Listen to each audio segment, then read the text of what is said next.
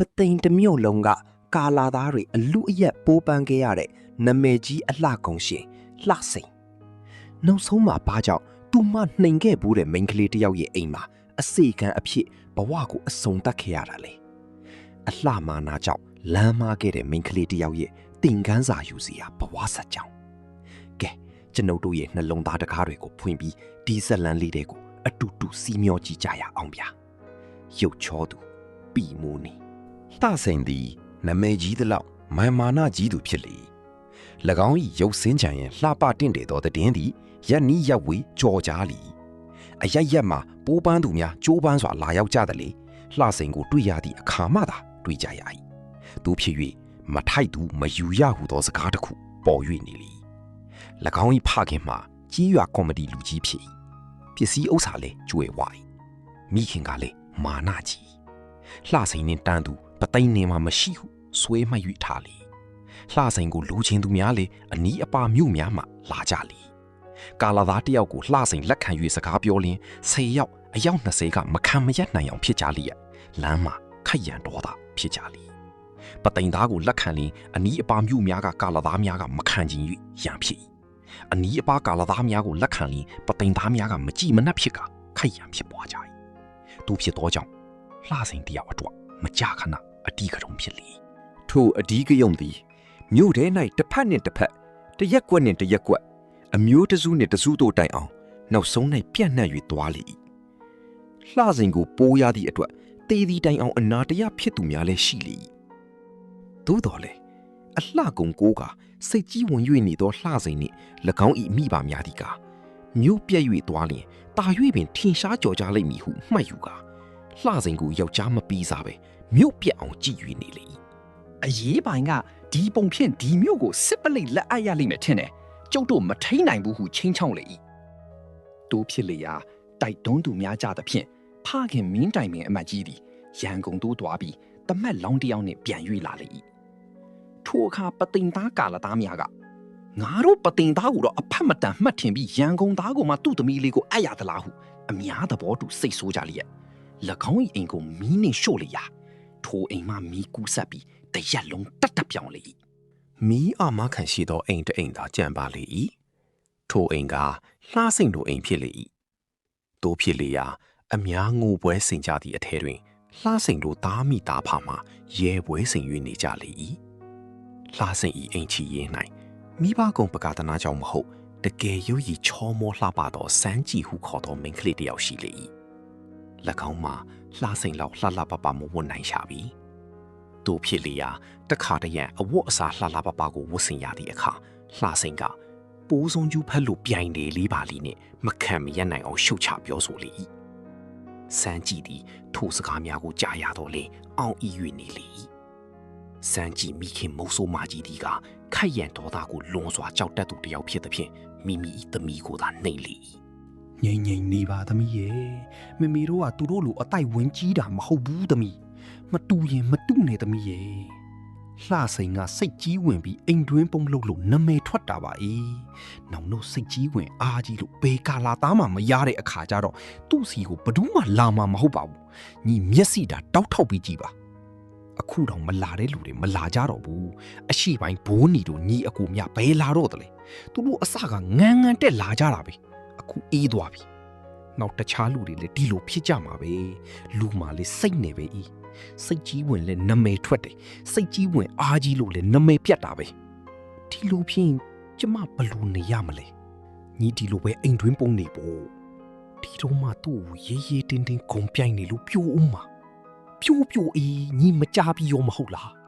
တော့ဖြစ်လေရာစမ်းကြည့်သည်အဝတ်အစားကိုအထူးလှလှပပမဝတ်စင်နိုင်သူဖြစ်လေရာအိမ်တွင်းပုံလုံနေတာပဲအေးတယ်ဟုအောက်မိပြီးအိမ်တွင်းပုံစပြုတ်လေထိုအခါအိမ်နံရံကြားထဲမှစမ်းကြည့်မြင်ရသောအရာကစီဆောင်းချောင်းမြောင်းကြည့်သူများဖြစ်လေ၏လှစိန်ကငါတို့အရက်ထဲမှာလာတစင်ပြူးပြန်ပြီးဟုပြောလေ၏ထိုစကားသည်စမ်းကြည့်၏နားသို့ရောက်လေ၏စမ်းကြည့်၏မိခင်လည်းကြားရလေ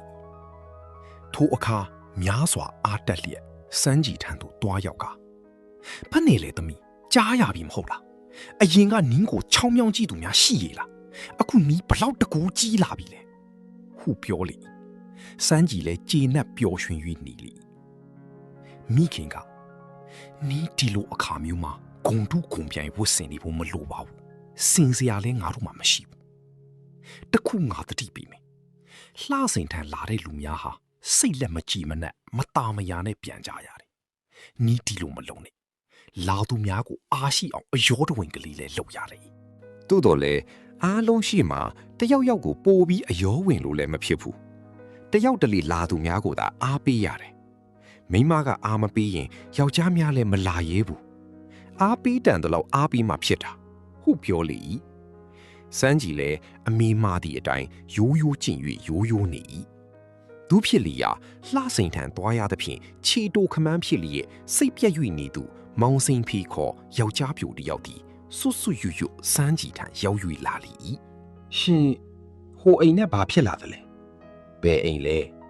ရှင်အရင်ကလှစိန်စီကိုတွားနေတယ်မဟုတ်လားအခုဘာဖြစ်လာသလဲအခုဘာမှမဖြစ်လို့ပြန်လာတာပေါ့ဒီကောင်မကသူ့ကိုယောက်ျားတွေလာပြီးခစားတယ်လို့နေမှကြိုက်တာကျွန်တော်တို့ကဘာခစားမလဲအတော်ရဲ့အေးဘယ်နဲ့ရှိစားငါပြောတာဟုတ်တယ်မောင်ရင်ယောက်ျားကလေးများလဲဂုံနဲ့အသက်ရည်နဲ့ပဲရမယ်ထင်လို့ပိုးတာမရရင်ဘာလို့အချင်းကုန်ခံပြီးပိုးမှလဲလူများမှာအတော်မတတ်စိတ်မရှိနိုင်ဘူး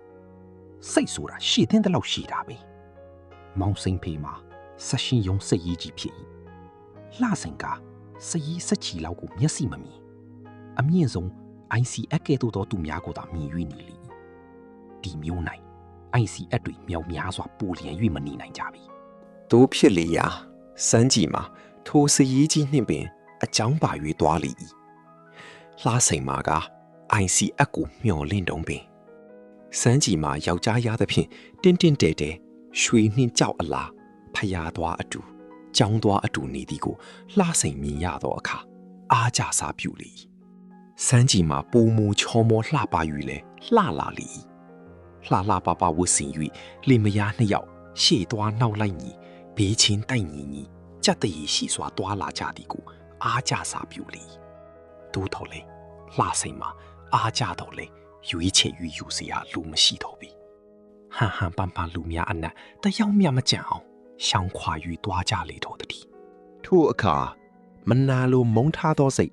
ဒေါသစိတ်မခံကျင်သောစိတ်များသည်လှစိန်၏မျက်နှာကိုအမျိုးမျိုးအယုတ်ဆိုးအောင်လောက်ကြလေ၏သို့တော်လဲဟိုင်းစပြုသောလှစိန်ကိုအိုစပြုသောယောက်ျားများသာမျက်စောင်းထိုးကြလေတော့၏ထို့သူမျက်စောင်းထိုးသူများအနက်မလွတ်မလပ်သူများလည်းပါဝင်ကြလေ၏သို့တော်လဲရှီးကထွက်ခဲ့သောနာမည်ကလေးနှင့်ရှီးအခါကမစွန့်စားဝွင့်သူတယောက်သည်စွန့်စားဝွင့်သောသူအဖြစ်သို့ရောက်လျက်လှစိန်ကိုအရကြံလေ၏၎င်း၏နာမည်ကစိုးပုံခေါ်သူဖြစ်လေ၏